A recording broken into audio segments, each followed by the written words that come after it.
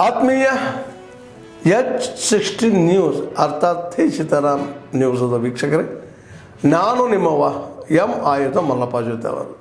ತಾವು ಈಗ ಸುದ್ದಿಗಳ ಲೋಕಕ್ಕೆ ಎಂಟ್ರಿ ಹೊಡಿತಾ ಇದ್ದೀರಿ. ಈ ಸುದ್ದಿಗಳನ್ನು ಪ್ರತಿಯೊಂದು ನೋಡೋ ಜೊತೆಗೆ ನಿಮ್ಮ ಅಭಿಪ್ರಾಯಗಳನ್ನು ಹಂಚ್ತಾ ಇರಿ. ಯಾಕಂದರೆ ಈ ಸುದ್ದಿಗಳು ನಿಮಗಾಗಿ, ನಿಮ್ಮ ಬದುಕಿಗಾಗಿ, ನಿಮ್ಮ ವೈಚಾರಿಕೆಗಾಗಿ, ನಿಮ್ಮ ತಿಳುವಳಿಕೆಗಾಗಿಯೂ ನಿಮಗೂ ಗೊತ್ತು. ಜೊತೆಗೆ ನಮಗೂ ನಿಮ್ಮೊಂದಿಗೆ ಇದೊಂದು ಮಾತಾಡುವಂಥ ಜೊತೆಗೆ ಸುದ್ದಿಗಳನ್ನು ಬಿಡುವಂಥ ಕೆಲಸ. ಈ ಕೆಲಸದಲ್ಲಿ ನಾವು ನಿಮ್ಮೊಂದಿಗಿದ್ದೀವಿ ಅಂತ ಹೇಳ್ತಾ ನೋಡ್ತಾ ಇರಿ ಸುದ್ದಿಗಳನ್ನು. ಇಡೀ ರಾಜ್ಯದಲ್ಲಿ ಈ ಸರ್ಕಾರದ ವ್ಯವಸ್ಥೆಯಲ್ಲಿ ಟ್ಯಾಂಕರ್ ಮಾಫಿಯಾ ಇರ್ಬೋದು, ಮತ್ತೊಂದು ಮಾಫಿಯಾ ಇದು ಎಲ್ಲವೂ ಸಹಿತ ವೈಭೀಕರಣ ಆಗ್ತಾ ಇದೆ. ಹೆಚ್ಚಿನ ರೀತಿಯ ಪ್ರಯಾರಿಟಿ ಅವ್ರಿಗೆ ಸಿಗ್ತಾ ಇದೆ. ಆ ಹಿನ್ನೆಲೆಯಲ್ಲಿ ಕೃತಕವಾದಂಥ ಅಭಾವ ಇರ್ಬೋದು ಅಥವಾ ನಿಜವಾದಂಥ ಅಭಾವ ಇರ್ಬೋದು. ಆದರೆ ಇದು ಅಡ್ವಾಂಟೇಜ್ ತೆಗೆದುಕೊಳ್ಳುವಂಥದ್ದು ಈ ರೀತಿಯಾದಂಥ ಲಾಬಿಗಳು ವರ್ಕ್ ಮಾಡ್ತಾ ಇದ್ದಾವೆ. ಅದಕ್ಕಾಗಿ ಸರ್ಕಾರ ಬಿಗಿ ಏನು ನಿಲುವು ತಗೋಬೇಕು ಅದನ್ನು ತೆಗೆದುಕೊಳ್ತಾ ಇಲ್ಲ. ಆ ಹಿನ್ನೆಲೆಯಲ್ಲಿ ಇವತ್ತು ಡಿಸ್ಟ್ರಿಕ್ಟ್ ಅಡ್ಮಿನಿಸ್ಟ್ರೇಷನ್ನು ಇದಕ್ಕೆ ಎಚ್ಚರಾಗಿ ತಕ್ಷಣ ಕ್ರಮ ಕೈಗೊಳ್ಬೇಕನ್ನುವಂಥ ಒತ್ತಾಯವನ್ನು ನಾವು ಮಾಡ್ತೀವಿ. ಇಡೀ ರಾಜ್ಯದಲ್ಲಿ ಈ ಸರ್ಕಾರದ ವ್ಯವಸ್ಥೆಯಲ್ಲಿ ಟ್ಯಾಂಕರ್ ಮಾಫಿಯಾ ಇರ್ಬೋದು, ಮತ್ತೊಂದು ಮಾಫಿಯಾ ಇದು ಎಲ್ಲವೂ ಸಹಿತ ವೈಭೀಕರಣ ಆಗ್ತಾ ಇದೆ. ಹೆಚ್ಚಿನ ರೀತಿಯ ಪ್ರಯಾರಿಟಿ ಅವ್ರಿಗೆ ಸಿಗ್ತಾ ಇದೆ. ಆ ಹಿನ್ನೆಲೆಯಲ್ಲಿ ಕೃತಕವಾದಂಥ ಅಭಾವ ಇರ್ಬೋದು ಅಥವಾ ನಿಜವಾದಂಥ ಅಭಾವ ಇರ್ಬೋದು. ಆದರೆ ಇದು ಅಡ್ವಾಂಟೇಜ್ ತೆಗೆದುಕೊಳ್ಳುವಂಥದ್ದು ಈ ರೀತಿಯಾದಂಥ ಲಾಬಿಗಳು ವರ್ಕ್ ಮಾಡ್ತಾ ಇದ್ದಾವೆ. ಅದಕ್ಕಾಗಿ ಸರ್ಕಾರ ಬಿಗಿ ಏನು ನಿಲುವು ತಗೋಬೇಕು ಅದನ್ನು ತೆಗೆದುಕೊಳ್ತಾ ಇಲ್ಲ. ಆ ಹಿನ್ನೆಲೆಯಲ್ಲಿ ಇವತ್ತು ಡಿಸ್ಟ್ರಿಕ್ಟ್ ಅಡ್ಮಿನಿಸ್ಟ್ರೇಷನ್ನು ಇದಕ್ಕೆ ಎಚ್ಚರಾಗಿ ತಕ್ಷಣ ಕ್ರಮ ಕೈಗೊಳ್ಬೇಕನ್ನುವಂಥ ಒತ್ತಾಯವನ್ನು ನಾವು ಮಾಡ್ತೀವಿ.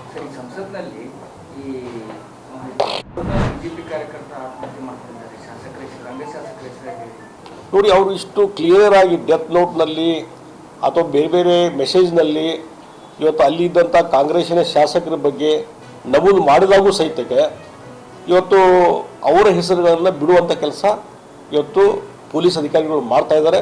ಇವತ್ತು ಮುಖ್ಯಮಂತ್ರಿಗಳು ಮತ್ತು ಉಪಮುಖ್ಯಮಂತ್ರಿಗಳ ಒತ್ತಡದ ಹಿನ್ನೆಲೆಯಲ್ಲಿ, ಸ್ಥಳೀಯವಾದಂಥ ರಾಜಕೀಯ ನಾಯಕರ, ಕಾಂಗ್ರೆಸ್ಸಿನ ನಾಯಕರ ಒತ್ತಡದ ಹಿನ್ನೆಲೆಯಲ್ಲಿ ಇವತ್ತು FIRನಲ್ಲಿ ಇವತ್ತು ಆ ಶಾಸಕರ ಹೆಸರನ್ನು ಕೈ ಬಿಡುವಂಥ ಕೆಲಸವನ್ನು ಮಾಡ್ತಾ ಇದ್ದಾರೆ.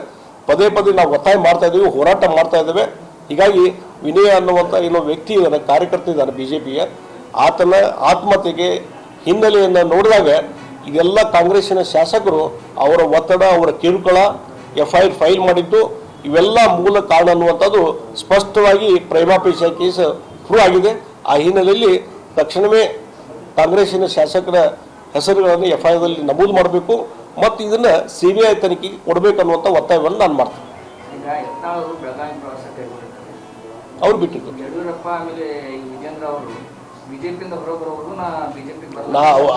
ನಾ ಆಗಲಿಲ್ಲ, ಅದ್ರ ಬಗ್ಗೆ ಕಮೆಂಟ್ ಮಾಡ್ಲಿಕ್ಕೆ ಹೋಗಲ್ಲ. ಅಲ್ಲ, ನನಗೆ ಗೊತ್ತಿಲ್ಲರಪ್ಪ, ನನಗೆ ಗೊತ್ತಿಲ್ಲ.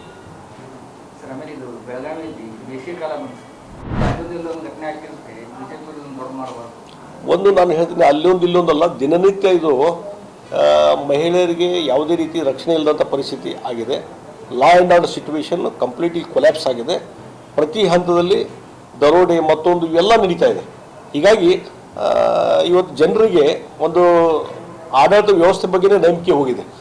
ಆ ಏನಲ್ಲಿ ಈಗ BTM ಲೇಔಟ್ನಲ್ಲಿ ಆದಂಥ ಘಟನೆ, ಅದನ್ನು ಭಾಳ ಇಂಥ ಘಟನೆ ಆಗ್ತಾ ಇರ್ತಾವೆ ಅನ್ನುವಂಥದ್ದು ಇವತ್ತು ಗೃಹ ಸಚಿವರು ಹೇಳಿಕೆ ಬಹುಶಃ ಅವರು ಇದನ್ನು ಎಷ್ಟು ಗಂಭೀರವಾಗಿ ತೆಗೆದುಕೊಂಡಿದ್ದಾರೆ ಅನ್ನೋದ್ರ ಮೇಲೆ ಅರ್ಥ ಆಗ್ತದೆ. ಅದಕ್ಕಾಗಿ ಸರ್ಕಾರ ಪ್ರತಿ ಹಂತದಲ್ಲಿ ಫೇಲ್ಯೂರ್ ಆಗ್ತದೆ ಮತ್ತು ಸಿದ್ದರಾಮಯ್ಯನವರು ತಮ್ಮ ಆಡಳಿತದಲ್ಲಿ ಬಿಗಿಯನ್ನು ಕಳ್ಕೊಂಡಿದ್ದಾರೆ. ಲಾ ಆ್ಯಂಡ್ ಆರ್ಡರ್ ಸಿಚುವೇಶನ್ ಭಾಳಷ್ಟು ವರ್ಸ್ಟ್ ಆಗ್ತದೆ ಮತ್ತು ಮುಖ್ಯಮಂತ್ರಿ, ಉಪಮುಖ್ಯಮಂತ್ರಿ, CM DCM ನಡುವೆ ಏನೊಂದು ಮುಖ್ಯಮಂತ್ರಿ ಆಗಬೇಕು ಅನ್ನುವಂಥದ್ದು ಏನೋ ಒಂದು ಇನ್ಫೈಟಿಂಗ್ ನಡೀತಾ ಇದೆ. ಆ ಹಿನ್ನೆಲೆಯಲ್ಲಿ ಇವೆಲ್ಲ ಆಡಳಿತ ಒಂದು ಸೈಡ್ಲೈನ್ ಆಗಿಬಿಟ್ಟಿದೆ, ಆಡಳಿತದಲ್ಲಿ ಬಿಗಿ ಹೋಗಿದೆ ಮತ್ತು ಲಾ ಆ್ಯಂಡ್ ಆರ್ಡರ್ ಸಿಚುವೇಶನ್ ಅಂತೂ ಕಂಟ್ರೋಲ್ ಮಾಡಲಿಕ್ಕೆ ಇವ್ರಿಗೆ ಆಗ್ತಾ ಇಲ್ಲ. ಅದರಿಂದ ಕಂಪ್ಲೀಟ್ ಫೇಲ್ಯೂರ್ ಆಗಿದೆ. ಆದ್ಮೇಲೆ ಎಲ್ಲ ಸುದ್ದಿಗಳನ್ನು ನೋಡಿದ್ರಲ್ಲ, ಏನು ಅನಿಸ್ತು ನಿಮಗೆ?